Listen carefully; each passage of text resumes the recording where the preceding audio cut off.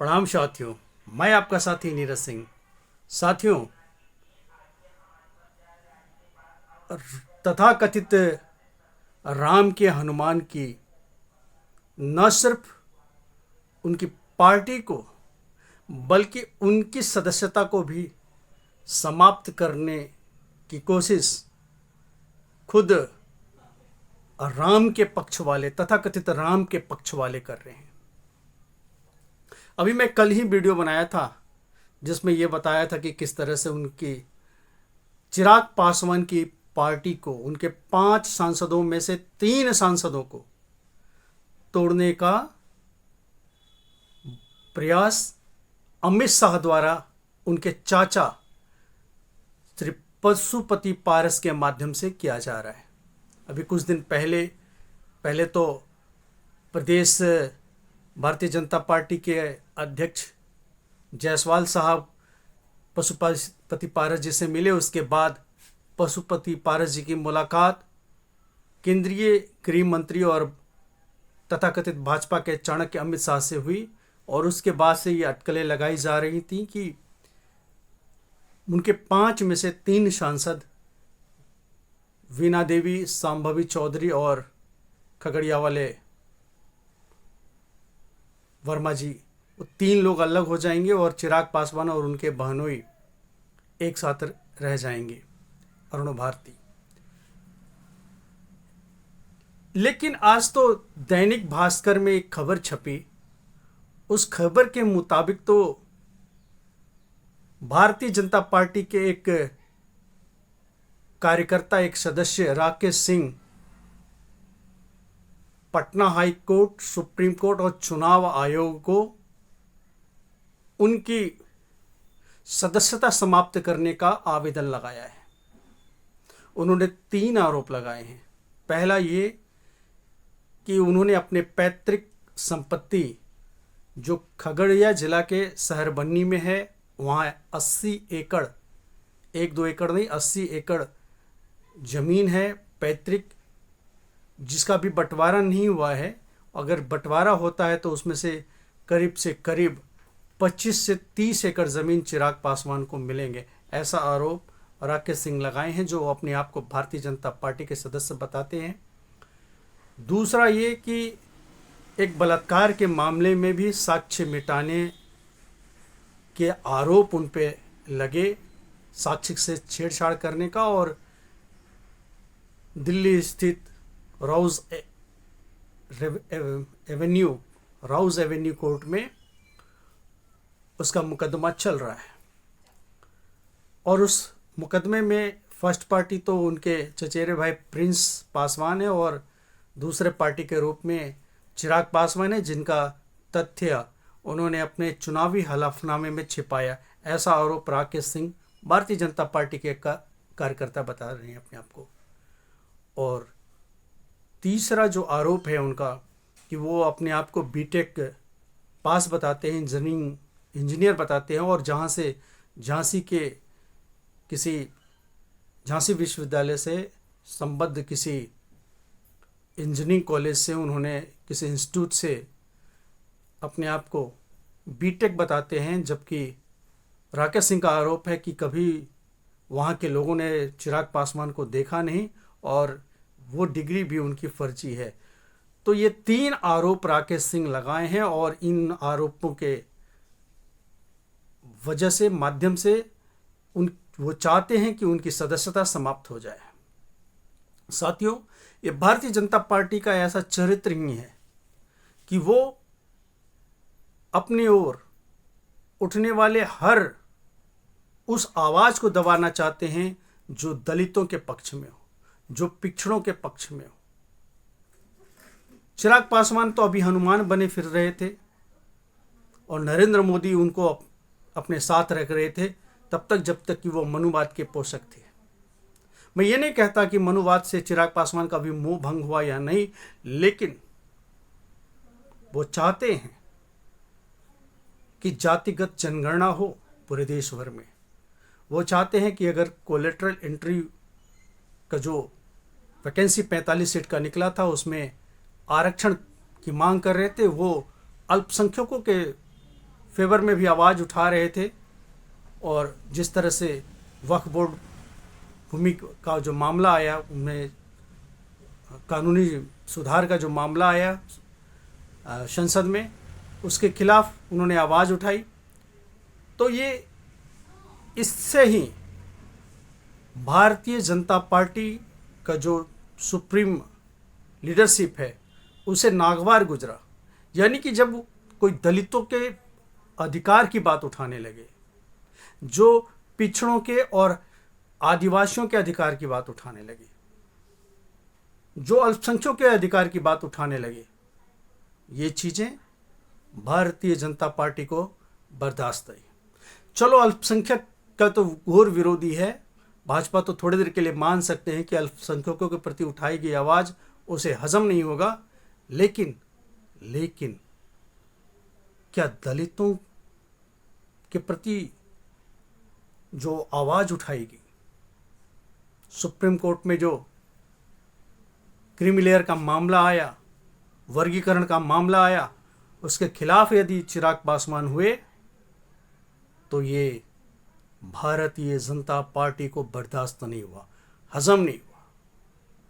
इसी तरह जातिगत जनगणना की बात उसे बर्दाश्त नहीं हो रहा है, क्योंकि वो चाहते हैं कि फिर से एक बार ब्राह्मणवादी राज कायम हो जाए, जहां सवर्णों का वर्चस्व हो।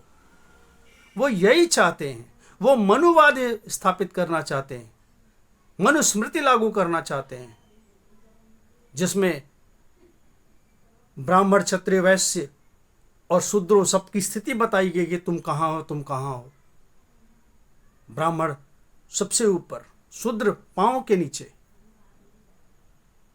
वो बाबा साहब अम्बेडकर द्वारा दिए गए समता के अधिकार, जहाँ सारी जातियाँ बराबर होंगी, चाहे ब्राह्मण हो, चाहे क्षत्रिय, शूद्र हो, वैश्य हो, सारे पैरेलल होंगे, एक समांतर रेखा में होंगे, न कि ऊर्ध्वाधर रेखा पे होंगे। ये चीज बर्दाश्त नहीं है। और इसीलिए जब कोई अपने अधिकार की बात करता है तो उसे नागवार गुजरता है, वह चाहे वो उन्हीं के पक्ष में क्यों न हो, वो उन्हीं के साथ में क्यों न हो, वो उनके बर्दाश्त के बाहर होती है। वो कभी बर्दाश्त कर ही नहीं पाएंगे। वो कहते भर हैं कि सबका साथ सबका विकास, वो सिर्फ वोट बैंक के लिए करते हैं, वोट के लिए करते हैं, न कि आपको अधिकार देने के लिए करते हैं। जहां दलित, पिछड़े, आदिवासी अपने अधिकार के लिए बात करेंगे, जहां अल्पसंख्यक की तो बात उनके लिए दूर ही है, हम तो उसके फेवर की भी बात करते हैं। हमारे लिए तो सारा बराबर है। और जो भी गैर भाजपा दल है उनके लिए सारी जातियां, सारे धर्म बराबर है। उनका धर्मनिरपेक्षता में घोर अटूट विश्वास है, उनका जाति निरपेक्षता में भी अटूट विश्वास है। लेकिन ये जातिवादी लोग अपना वर्चस्व कायम करने के लिए वो नहीं चाहते कि पिछड़े भी, दलित भी, आदिवासी भी उनके बराबरी पे आए।